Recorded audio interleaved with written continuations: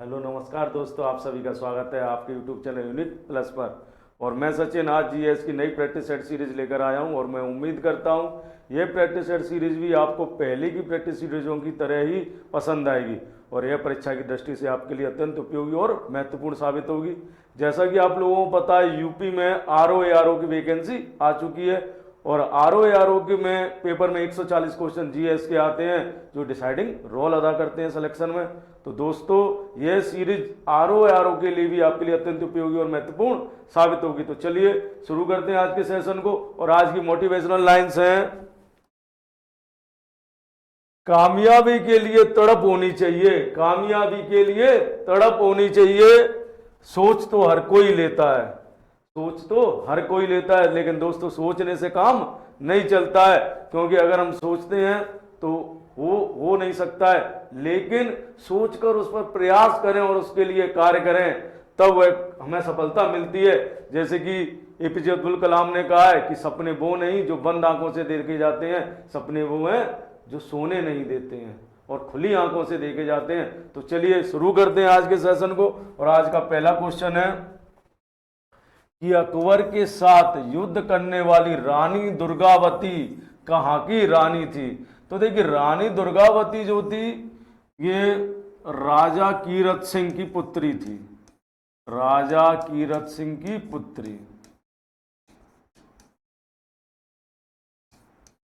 कीरत सिंह की पुत्री थी, ठीक है। और राजा कीरत सिंह कलिंजर के शासक थे, कलिंजर के शासक, ठीक है। कलिंजर के शासक थे राजा कीरत सिंह, उनकी ये पुत्री थी रानी दुर्गावती। और इनका विवाह चंदेल वंश में हुआ था, वो इनका विवाह चंदेल वंश में, इनका विवाह जो है गोंडवाना, वो जो बुंदेलखंड वाला एरिया है, बुंदेलखंड, बुंदेलखंड में इनकी शादी हुई थी, विवाह हुआ, विवाह, ठीक है। तो रानी दुर्गावती जो थी चंदेल वंश की राजकुमारी थी। रानी दुर्गावती किस वंश की राजकुमारी थी? चंदेल वंश की राजकुमारी थी। और इनका जो विवाह है गौंड राजा दलपति से हुआ था। इनके पति का नाम क्या था? दलपति। पति का नाम क्या था? दलपति था इनके पति का नाम, ठीक है। और अकबर ने इन पर आक्रमण किया था 1564 में। 1564 में अकबर ने अभियान किया,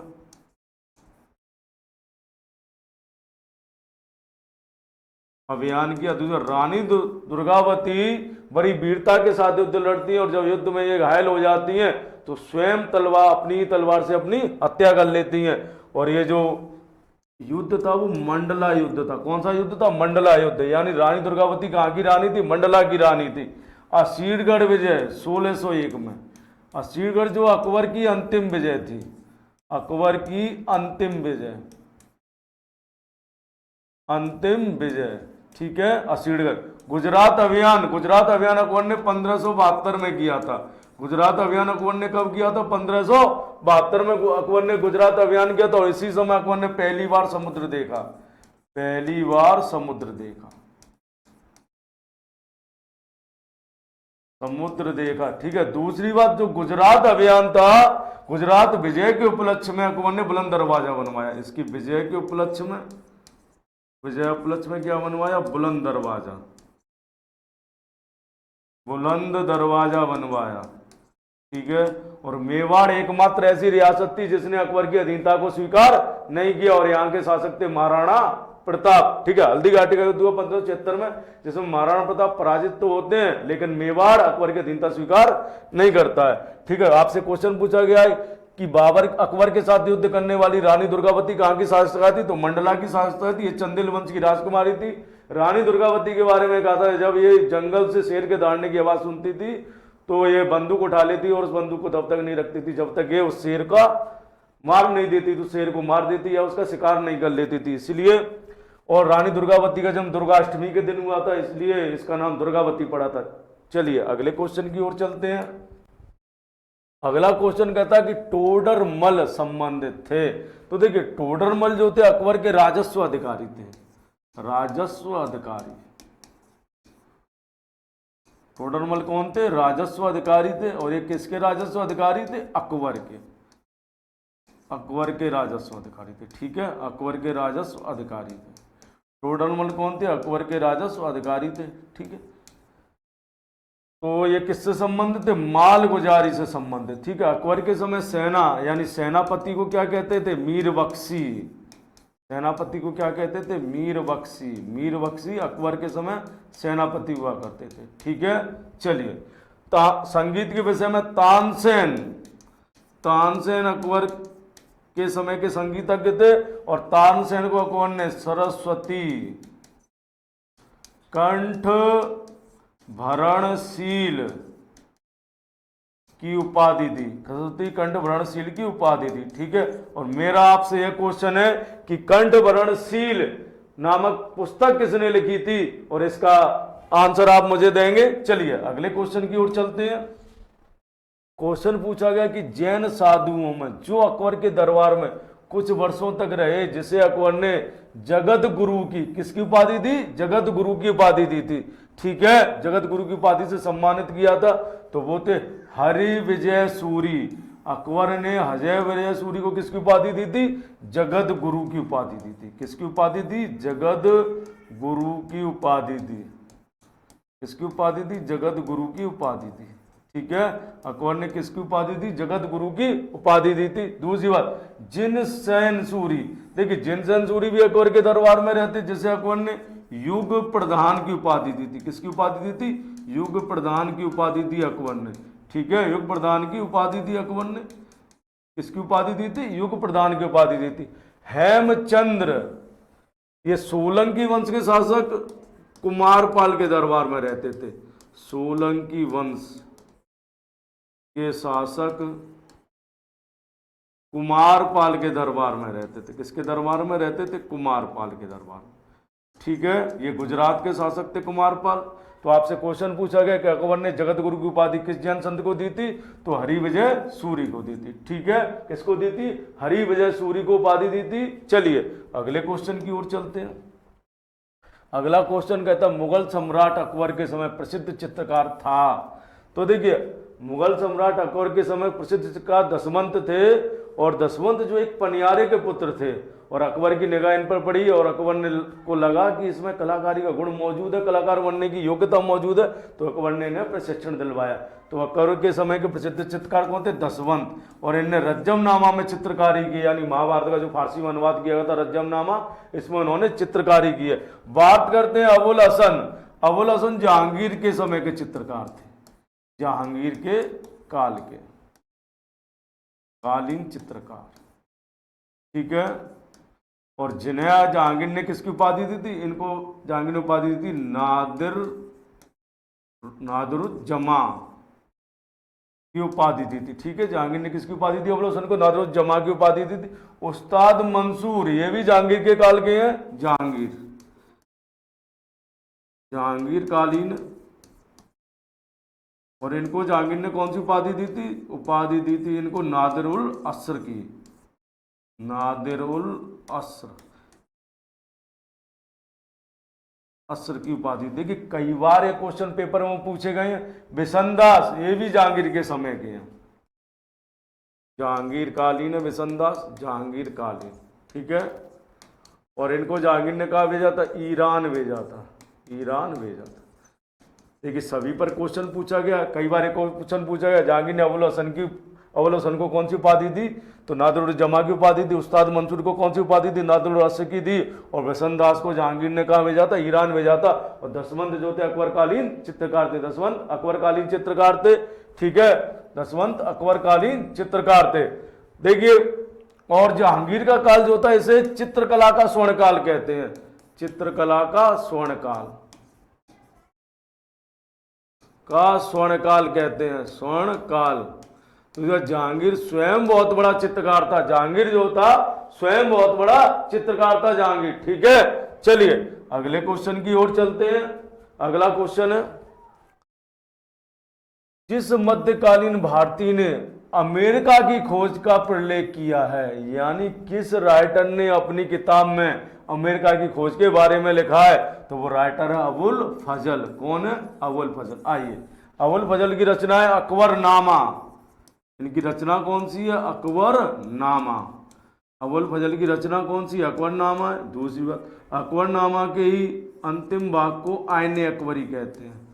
अंतिम भाग को आईने अकबरी कहते हैं, आईने अकबरी।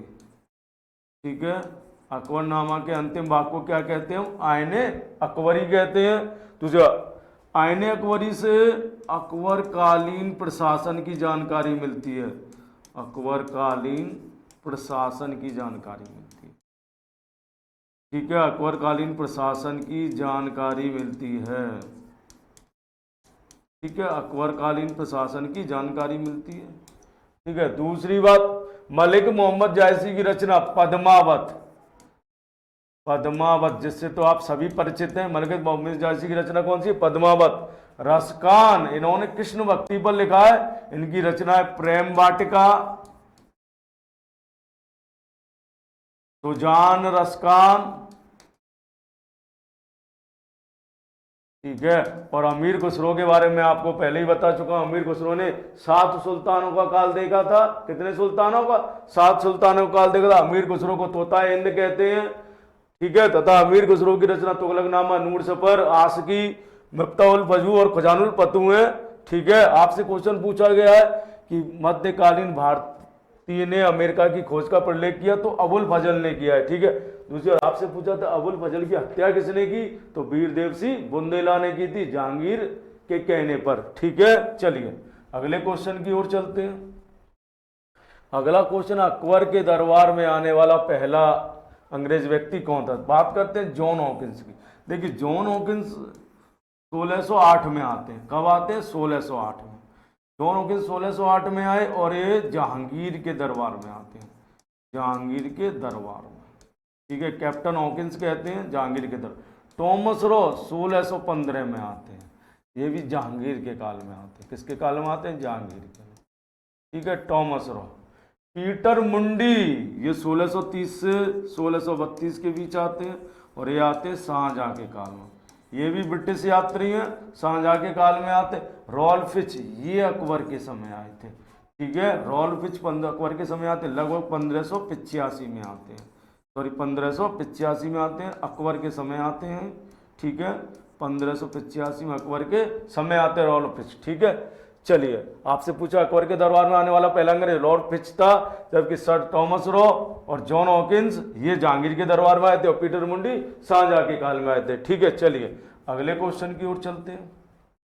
अगला क्वेश्चन कहता है संसदीय शासन में वास्तविक कार्यपालिका की शक्ति किसके पास है? ठीक है, वैसे तो देखिए आपसे सिर्फ एक क्वेश्चन पूछा जाए कि कार्यपालिका की शक्ति किसमें निहित है? कार्यपालिका की समस्त शक्ति किसमें निहित है? समस्त शक्ति किसमें निहित है?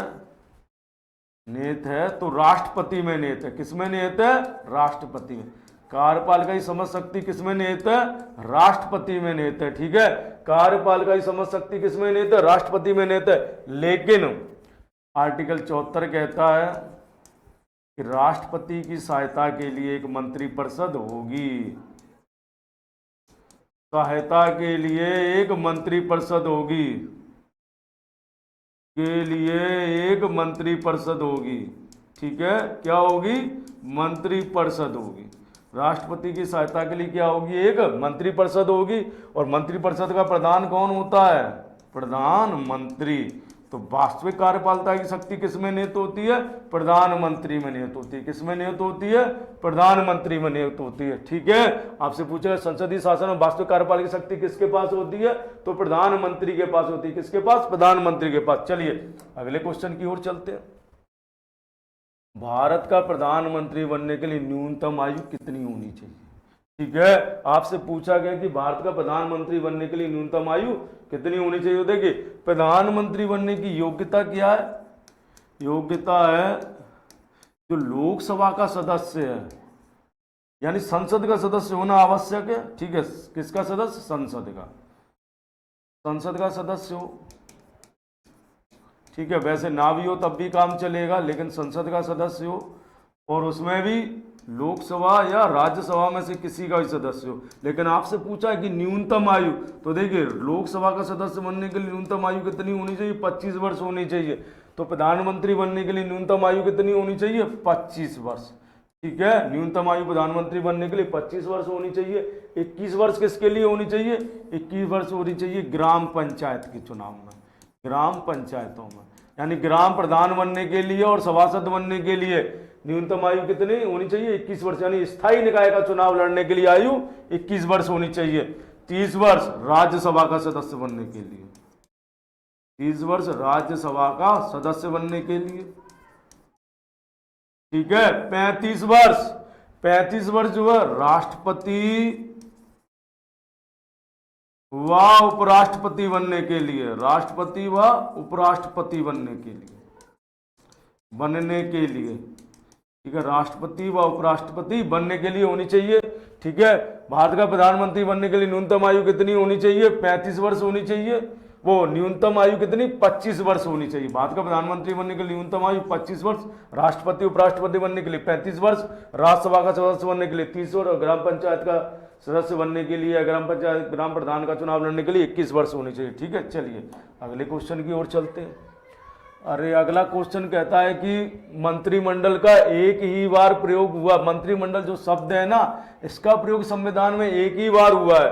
मंत्रिमंडल शब्द का प्रयोग संविधान में एक ही बार हुआ है। तो देखिए, मंत्रिमंडल शब्द का प्रयोग सिर्फ आर्टिकल 352 में किया गया है। कहाँ हुआ? आर्टिकल 352 में। आर्टिकल 352 में लिखा हुआ है कि राष्ट्रपति 352 का प्रयोग, 352 का प्रयोग, राष्ट्रपति जो है 352 का प्रयोग कब करेगा? राष्ट्रपति 352 को मंत्रिमंडल की लिखित परामर्श पर, मंत्रिमंडल की लिखित परामर्श पर करेगा। मंत्रिमंडल की लिखित परामर्श पर, लिखित परामर्श पर करेगा। ठीक है, मंत्रिमंडल की लिखित परामर्श पर करेगा। ठीक है, तो आपसे पूछा गया संविधान में मंत्रिमंडल शब्द का प्रयोग एक ही बार हुआ है। ठीक है, और इसमें 352 में हुआ है, जहां लिखा गया है कि मंत्रिमंडल की लिखित परामर्श पर राष्ट्रपति 352 का प्रयोग करेगा। ठीक है, आर्टिकल 374 क्या कहता है कि राष्ट्रपति की सहायता के लिए एक मंत्रिपरिषद होगी। राष्ट्रपति की सहायता के लिए एक मंत्रिपरिषद होगी। कौन होगी? मंत्रिपरिषद। राष्ट्रपति की सहायता के लिए कौन होगी? एक मंत्रिपरिषद होगी। आर्टिकल 76 में कौन है? महान्यायवादी। 76 में कौन है? महान्यायवादी। और ये महान्यायवादी जो है राष्ट्रपति के प्रसाद पर्यंत पद धारण करता है। महान्यायवादी राष्ट्रपति के प्रसाद पर्यंत पद धारण करता है और ये राज्य का प्रथम, केंद्र सरकार का प्रथम विधि अधिकारी होता है, या मैं कहूं केंद्र सरकार का वकील होता है। आर्टिकल 356 में राष्ट्रपति शासन, 356 में क्या? राष्ट्रपति शासन है। 356 में क्या? राष्ट्रपति शासन है। ठीक है, 356 का प्रयोग कब किया जाता है? 356 का प्रयोग किया जाता है जब राज्य का संवैधानिक तंत्र विफल हो जाता है। ठीक है, तो आपसे क्वेश्चन पूछा गया है कि संविधान मंत्रिमंडल शब्द का प्रयोग एक ही बार हुआ है, तो कहां हुआ है? आर्टिकल 352 हुआ। इस क्वेश्चन का आंसर क्या हो जाएगा? आर्टिकल 352 होगा। ठीक है, चलिए अगले क्वेश्चन की ओर चलते हैं। उदारीकरण, निजीकरण और भूमंडलीकरण की नई आर्थिक नीति घोषित की गई, तब सब समय प्रधानमंत्री कौन था? उदारीकरण, निजीकरण और भूमंडलीकरण की नई आर्थिक नीति घोषित की गई, उस समय प्रधानमंत्री कौन था? राजीव गांधी द्वारा, विश्वनाथ प्रताप सिंह द्वारा, नरसिम्हा राव द्वारा, अटल बिहारी वाजपेयी द्वारा। देखिए, ये जो उदारीकरण आर्थिक नीति लागू की गई थी 1991 में, उस समय हमारे देश के प्रधानमंत्री थे नरसिम्हा राव। नरसिम्हा राव थे उस समय हमारे देश के प्रधानमंत्री। कौन थे? नरसिम्हा राव थे। ठीक है, देखिए ये उदारीकरण, निजीकरण और भूमंडलीकरण की आर्थिक नीति लागू कब की गई, क्यों की गई? क्योंकि उस समय भारत में आर्थिक मंदी आई, यानी भुगतान संतुलन गड़बड़ा गया भारत का। एक दिन का मतलब खर्चा उठाने के लिए हमारे पास विदेशी मुद्रा थी। जब हम विश्व बैंक के पास गए, IMF के पास गए, तो उन्होंने कहा आपको LPG यानी लिबराइजेशन, उदारीकरण, प्राइवेटाइजेशन और ग्लोबलाइजेशन लागू करना पड़ेगा। तब उस समय हमारे देश के प्रधानमंत्री नरसिम्हा राव थे और नरसिम्हा राव ने इसको लागू किया। ठीक है, एक क्वेश्चन और पूछ लिया जाता है कि उस समय वित्त मंत्री कौन थे? वित्त मंत्री, तो उस समय जो वित्त मंत्री थे वो थे मनमोहन सिंह। वित्त मंत्री कौन थे? मनमोहन सिंह। कौन थे वित्त मंत्री? मनमोहन सिंह उस समय वित्त मंत्री थे। ठीक है, चलिए अगले क्वेश्चन की ओर चलते हैं।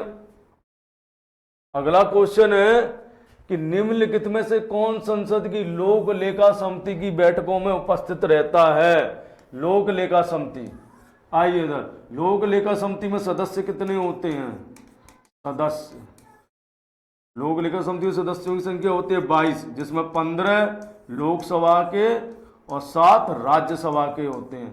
ठीक है, लोक लेखा समिति का कार्य क्या है? लोक लेखा समिति का बात है नियंत्रक महालेखा परीक्षक द्वारा दी गई रिपोर्ट की जांच करना लोक लेखा समिति का कार्य होता है।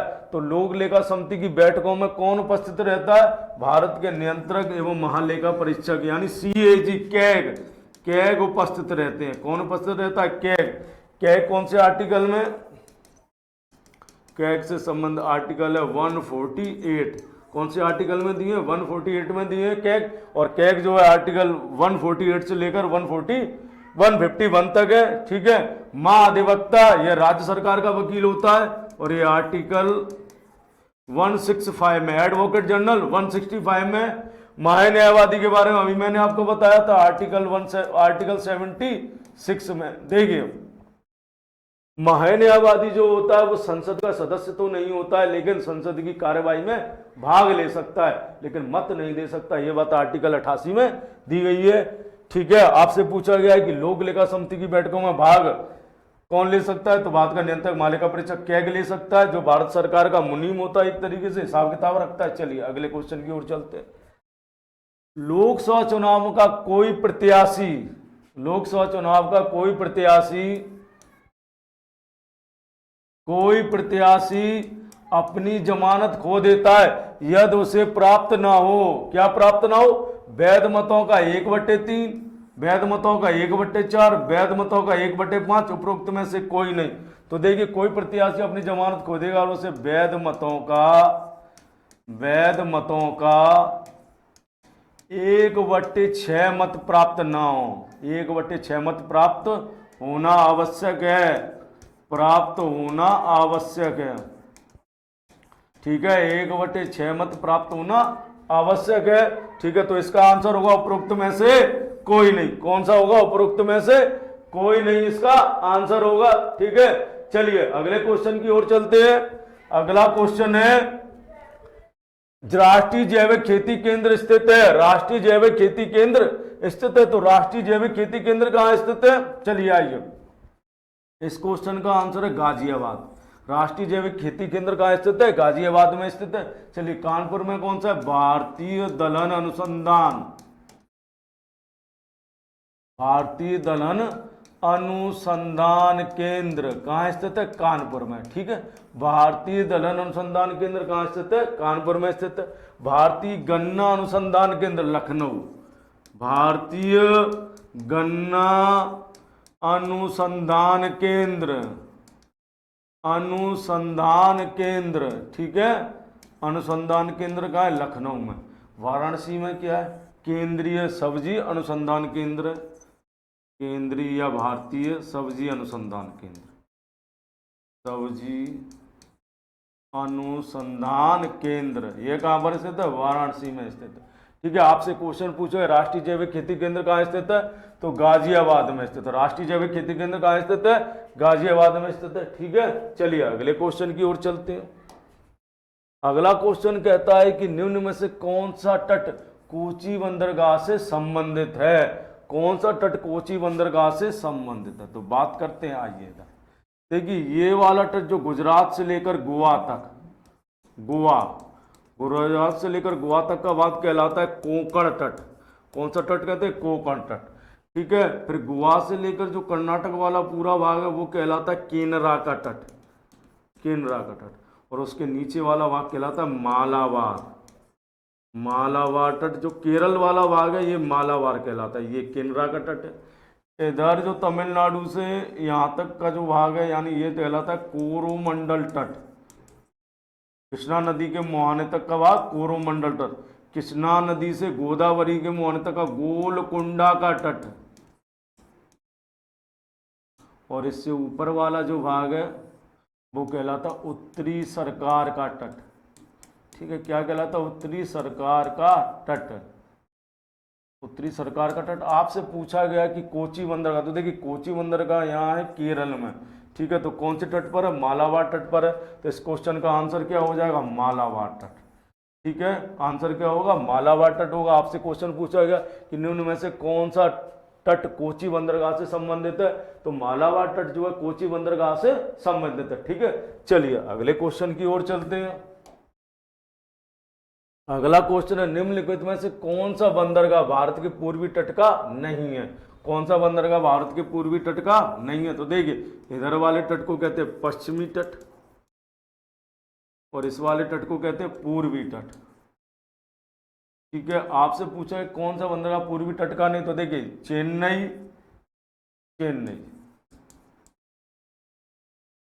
पारादीप उड़ीसा में, पारादीप, तूतीकोरिन आंध्र प्रदेश में, तूतीकोरिन, ठीक है, आंध्र प्रदेश में। कांडला का है गुजरात में, कांडला। ठीक है, तो देखिए आपसे पूछा कौन सा बंदरगाह पूर्वी तट का नहीं है? तो कांडला नहीं है। कांडला किस तट पर है? पश्चिमी तट पर है। कांडला किस तट पर है? पश्चिमी तट पर है। ठीक है, पश्चिमी तट पर है कांडला। दूसरी बात, कांडला जो है ज्वारी बंदरगाह है। कैसा बंदरगाह है? ज्वारी बंदरगाह है। कांडला ज्वारी बंदरगाह है। ठीक है, कांडला बंदरगाह का नया नाम हो गया पंडित दीनदयाल बंदरगाह। ठीक है, नया नाम क्या हो गया? पंडित दीनदयाल बंदरगाह हो गया इसका नाम। ठीक है, चलिए अगले क्वेश्चन की ओर चलते। तो आपसे पूछा गया था पूर्वी तट का नहीं है, तो चेन्नई, पारादीप, तूतीकोरिन तीनों पूर्वी तट के, कांडला पश्चिमी तट का है, गुजरात राज्य में स्थित है। ठीक है, चलिए अगले क्वेश्चन की ओर चलते हैं। अगला क्वेश्चन कहता है कि भारत का सबसे बड़ा जहाज तोड़ने का वार्ड गुजरात में किस स्थान पर स्थित है? तो देखिए, भारत में जो जहाज तोड़ने का यानी जहाज़ों को जहाँ तोड़ा जाता है वो स्थान कौन सा? अलंग है। ठीक है, अलंग है और ये गुजरात राज्य में स्थित है। ठीक है, तो भारत में जहाज़ों को तोड़ने वाला स्थान कौन सा? अलंग है। चलिए अगले क्वेश्चन की ओर चलते हैं। अगला क्वेश्चन है, निम्न में से कौन सा नाम सामान्यतः साड़ी के लिए प्रमुख नहीं है? होना चाहिए नहीं। ठीक है, देखिए, चंदेरी साड़ी एमपी, चंदेरी साड़ी का मध्य प्रदेश का, मध्य प्रदेश में प्रसिद्ध है चंदेरी साड़ी। इसको मध्य प्रदेश में जीआई टैग प्राप्त है। मध्य प्रदेश में क्या प्राप्त है? GI tag. ठीक है, जीआई टैग प्राप्त है मध्य प्रदेश में चंदेरी साड़ी को। चंदेरी साड़ी मध्य प्रदेश, मध्य प्रदेश में चंदेरी साड़ी को जीआई टैग प्राप्त है। ठीक है, चंदेरी साड़ी। बनारसी साड़ी उत्तर प्रदेश में, आपको पता ही है बनारस में। ठीक है, कांजीवरम तमिलनाडु, कांजीवरम की साड़ी कहाँ पर है? तमिलनाडु में, तमिलनाडु के कांचीपुरम में। ठीक है, लेकिन जो मुरादाबाद है ये पीतल के लिए प्रसिद्ध है, पीतल नगरी कहते हैं इसको। क्या कहते हैं? पीतल नगरी। ठीक है, तो निम्न में कौन सा मत है साड़ी के लिए प्रमुख नहीं है? तो मुरादाबादी नहीं है। ठीक है, मुरादाबादी नहीं, क्योंकि मुरादाबाद पीतल के लिए प्रसिद्ध है। ठीक है, और इसे पीतल नगरी कहते हैं मुरादाबाद को। ठीक है, चलिए अगले क्वेश्चन की ओर चलते हैं। आपसे पूछा निम्न के ज्वालामुखियों में से किसे भूमध्य सागर का प्रकाश स्तंभ कहते हैं? भूमध्य सागर का प्रकाश स्तंभ कहा जाता है। तो देखिए, भूमध्य सागर का प्रकाश स्तंभ कहते हैं स्ट्राम्बोली को। स्ट्राम्बोली को भूमध्य सागर का प्रकाश स्तंभ कहते हैं। कहाँ स्थित है? इटली में स्थित है, इटली में स्थित है भूमध्य सागर का प्रकाश स्तंभ कहते हैं। एटना भी इटली में स्थित है, ये भी इटली में। ठीक है, विसुवियस इटली का सुषुप्त या प्रसुप्त ज्वालामुखी है। इटली का ये प्रसुप्त ज्वालामुखी है। कैसा ज्वालामुखी है? प्रसुप्त ज्वालामुखी है। ठीक है, दूसरा पहली, ये ज्वालामुखी जो है पहली, ये कैरिबियाई द्वीप पर है, कैरिबियाई द्वीप पर है। पहली ज्वालामुखी कहाँ है? कैरिबियाई द्वीप पर है पहली ज्वालामुखी। ठीक है, आपसे क्वेश्चन पूछा गया कि निम्न के ज्वालामुखियों में से किसे भूमध्य सागर का प्रकाश स्तंभ कहते हैं? तो स्ट्राम्बोली को भूमध्य सागर का प्रकाश स्तंभ कहते हैं। ठीक है, चलिए अगले क्वेश्चन की ओर चलते हैं। अगला क्वेश्चन कहता है कि यांत्रिक ऊर्जा को विद्युत ऊर्जा में कौन बदलता है? यानी यांत्रिक ऊर्जा को विद्युत ऊर्जा में कौन बदलता है? तो आइए इधर देखिए, आपसे क्वेश्चन पूछा गया कि यांत्रिक ऊर्जा को विद्युत ऊर्जा में कौन बदलता है? तो देखिए, विद्युत मोटर, विद्युत मोटर जो है विद्युत ऊर्जा को यांत्रिक ऊर्जा में बदलती है। यांत्रिक ऊर्जा में बदलती है। ठीक है। भाप इंजन, भाप इंजन जो है तुम्हारा, ये भाप इंजन जो है ये ऊष्मा को, ऊष्मा ऊर्जा को किसमें बदलता है? यांत्रिक ऊर्जा में। ऊष्मा ऊर्जा को किसमें बदलता है? यांत्रिक ऊर्जा में बदलता है। ठीक है, ऊष्मा ऊर्जा को किसमें बदलता है? यांत्रिक ऊर्जा में। लाउड स्पीकर, लाउड स्पीकर जो है ये विद्युत ऊर्जा को ध्वनि ऊर्जा में बदलता है। विद्युत ऊर्जा को ध्वनि ऊर्जा में, ध्वनि ऊर्जा में बदलता है। ठीक है, बदलता है। माइक्रोफोन, जो माइक्रोफोन होता है जिसमें हम बोलते हैं ना, वो माइक्रोफोन होता है, ये ध्वनि ऊर्जा को विद्युत ऊर्जा में बदलता है।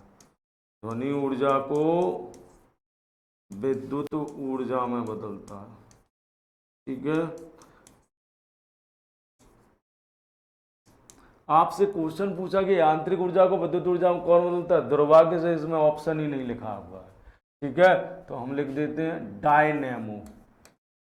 डायनेमो जो है विद्युत ऊर्जा को, वो यांत्रिक ऊर्जा को विद्युत ऊर्जा में बदलता है। कौन बदलता है? डायनेमो। डायनेमो यांत्रिक ऊर्जा को किसमें बदलता है? विद्युत ऊर्जा में बदलता है। ठीक है, डायनेमो जो है यांत्रिक ऊर्जा को किसमें बदलता है? विद्युत ऊर्जा में बदलता है। चलिए देखिए, ये सारे जो ऑप्शन है इन पर क्वेश्चन पेपर में पूछा गया है। ठीक है, चलिए अगले क्वेश्चन की ओर चलते हैं। अगला क्वेश्चन कहता है कि प्रत्यावर्ती धारा को दिष्ट धारा में बदलने का कार्य कौन करता है? यानी एसी को डीसी में कौन बदलता है? अल्टरनेटिव करंट को डायरेक्ट करंट में कौन बदलता है? यानी एसी से डीसी में। ठीक है, तो बात करते हैं पहले ट्रांसफार्मर की। तो देखिए ट्रांसफार्मर का कार्य क्या होता है? ये उच्च प्रत्यावर्ती धारा को, उच्च प्रत्यावर्ती धारा को निम्न प्रत्यावर्ती धारा में बदलता है। उच्च प्रत्यावर्ती धारा को निम्न प्रत्यावर्ती धारा में बदलता है। ठीक है, या निम्न प्रत्यावर्ती धारा को उच्च प्रत्यावर्ती धारा में, निम्न प्रत्यावर्ती धारा को उच्च में, प्रत्यावर्ती को किसमें बदलता है? उच्च में। ट्रांसफार्मर। रेक्टिफायर बदलता है प्रत्यावर्ती धारा को डिस्ट धारा में। यानी एसी को डीसी में कौन बदलता है? रेक्टिफायर। जबकि इन्वर्टर जो है डीसी को एसी में, इन्वर्टर जो है एसी को डीसी में बदल देता है। ठीक है, गैल्वेनोमीटर, गैल्वेनोमीटर जो है ये विद्युत धारा को मापने वाला यंत्र है। विद्युत धारा यानी विद्युत धारा को मापने वाला यंत्र, वाला यंत्र है। ठीक है, विद्युत धारा से अल्टरनेटिव, वो विद्युत धारा को मापने वाला यंत्र, विद्युत धारा को आमीटर से भी मापा जाता है और गैल्वेनोमीटर से भी मापा जाता है। आपसे पूछा गया है कि प्रत्यावर्ती धारा को दिष्ट धारा में बदलने का कार्य कौन करता है? तो रेक्टिफायर करता है, ये सही आंसर है। चलिए अगले क्वेश्चन की ओर चलते हैं। देखिए फ्यूज में प्रयुक्त होने वाले तार की विशेषता क्या है? जो फ्यूज तार होते थे उनका जो, उसमें जो तार प्रयोग किया था उसकी विशेषता क्या थी? उसकी विशेषता होती थी उच्च प्रतिशोध, उच्च प्रतिरोध शक्ति तथा निम्न गलनांक। ठीक है, देखिए उच्च प्रतिरोध होता था और गलनांक निम्न होगा, तो देखिए अगर उस पर ज्यादा दबाव बढ़ेगा तो वो क्या होगा? पिघल जाएगा, तापमान बढ़ते पिघल जाएगा और घर के जो इंस्ट्रूमेंट है इलेक्ट्रिक वो सारे सुरक्षित रहेंगे। ठीक है, इसलिए उसका उच्च प्रतिरोध और निम्न गलनांक होता था। दूसरी बात, फ्यूज जो तार था वो बना किसका होता था? ये लेड व टिन का बना होता था। किसका बना होता था? लेड व टिन से बनता था फ्यूज तार।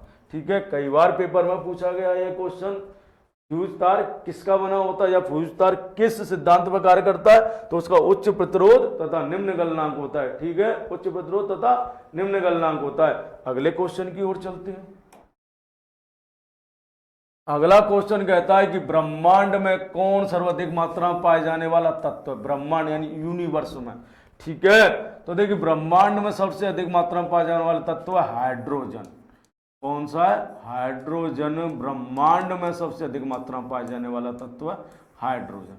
ठीक है, तो इस क्वेश्चन का आंसर होगा हाइड्रोजन। दूसरा, ऑक्सीजन भूपर्पटी पर यानी क्रस्ट पर सबसे अधिक मात्रा में पाया जाने वाला तत्व कौन सा? ऑक्सीजन है। भूपर्पटी पर, भूपर्पटी पर सबसे अधिक मात्रा में पाया जाने वाला तत्व कौन सा है? ऑक्सीजन है। भूपर्पटी पर सबसे अधिक मात्रा में पाया जाने वाला तत्व कौन सा है? ऑक्सीजन है। ठीक है, आपसे पेपर में क्वेश्चन पूछा है कि भूपर्पटी पर सबसे अधिक मात्रा में पाया जाने वाला तत्व कौन सा है? ऑक्सीजन है। आपसे अगर पूछा जाए कि पृथ्वी पर सबसे अधिक मात्रा में पाया जाने वाला तत्व, पृथ्वी पर सबसे अधिक मात्रा में पाया जाने वाला तत्व, तो देखिए पृथ्वी पर सबसे अधिक मात्रा में पाया जाने वाला तत्व कौन सा है? पृथ्वी पर सबसे अधिक मात्रा में पाया जाने वाला तत्व है लोहा।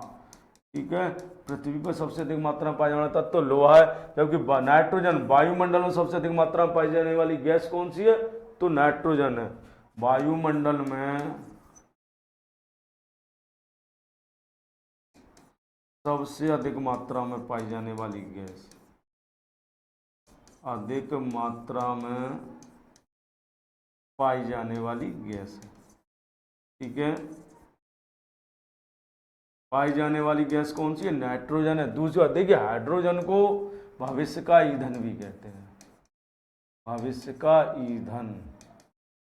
ठीक है, हाइड्रोजन को भविष्य का ईंधन भी कहते हैं। तो आपसे पूछा गया कि ब्रह्मांड में सबसे अधिक मात्रा पाया जाने वाला तत्व कौन सा है? तो हाइड्रोजन है। ठीक है, चलिए अगले क्वेश्चन की ओर चलते हैं। अगला क्वेश्चन कहता है कि इंसुलिन होता है स्टेरॉइड, कार्बोहाइड्रेट, प्रोटीन और वसा। तो देखिए इंसुलिन जो है प्रोटीन है। क्या? एक प्रकार की प्रोटीन है। अब बात करते हैं इंसुलिन की। देखिए तो इंसुलिन क्या है? ये हार्मोन है। क्या? एक प्रकार का हार्मोन है इंसुलिन। ठीक है, इसका स्राव कहाँ से होता है? निकलता कहाँ से है? तो अग्नाशय की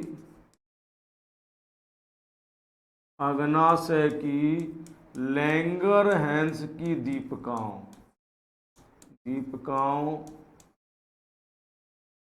की बीटा सेल से निकलता है। कहाँ से निकलता है? अग्नाशय की लैंगरहैंस की लैंगरहैंस की दीपिकाओं की बीटा सेल्स से निकलता है। ठीक है, लैंगरहैंस की दीपिकाओं की बीटा सेल से निकलता है। दूसरा, इंसुलिन का कार्य क्या है? कार्य देखिए, इंसुलिन की सहायता से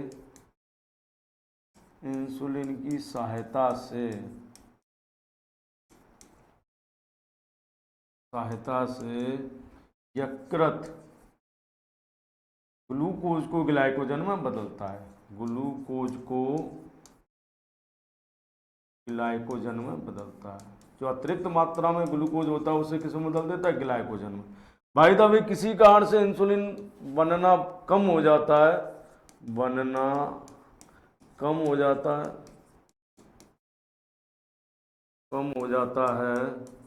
या बंद हो जाता है, तो उसे डायबिटीज हो जाती है। कौन सी बीमारी हो जाती है?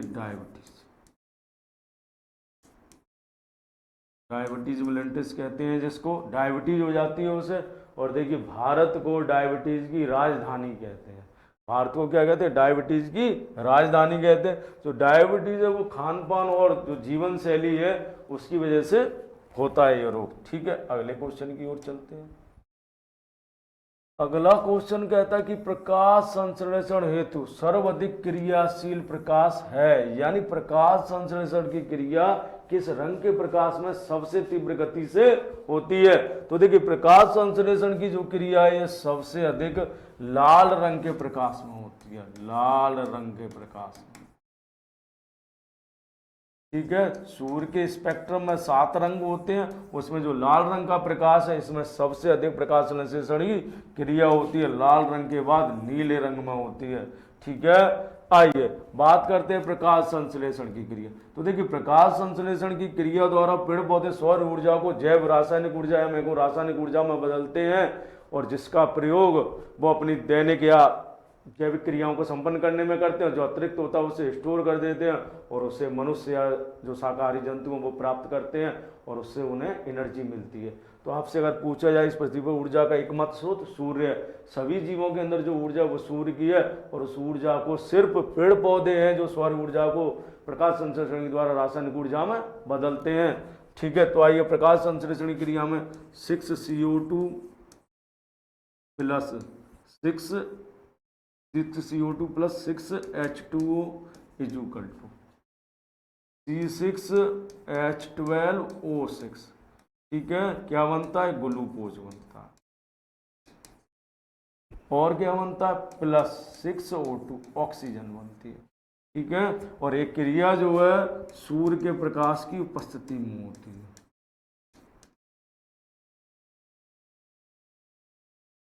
उपस्थिति में होती है। और इसके लिए क्या जरूरी है? क्लोरोफिल, यानी पत्तियों का जो रंग हरा होता है वो क्लोरोफिल के कारण होता है, और पेड़ पौधों की जो पत्तियां आई हैं वही प्रकाश संश्लेषण की क्रिया करती है। ठीक है, तो आपसे क्वेश्चन पूछा गया था सर्वाधिक प्रकाशन क्रिया किस रंग के प्रकाश में होती है? तो लाल रंग के प्रकाश में होती है। ठीक है, चलिए इसी के साथ आज के सेशन को समाप्त करते हैं, और मैं उम्मीद करता हूँ आपको ये सेशन पसंद आया होगा, और ये भी सेशन है परीक्षा की दृष्टि से आपके लिए अत्यंत उपयोगी और महत्वपूर्ण साबित होगा। इसे लाइक कीजिए और शेयर कीजिए। नमस्कार दोस्तों।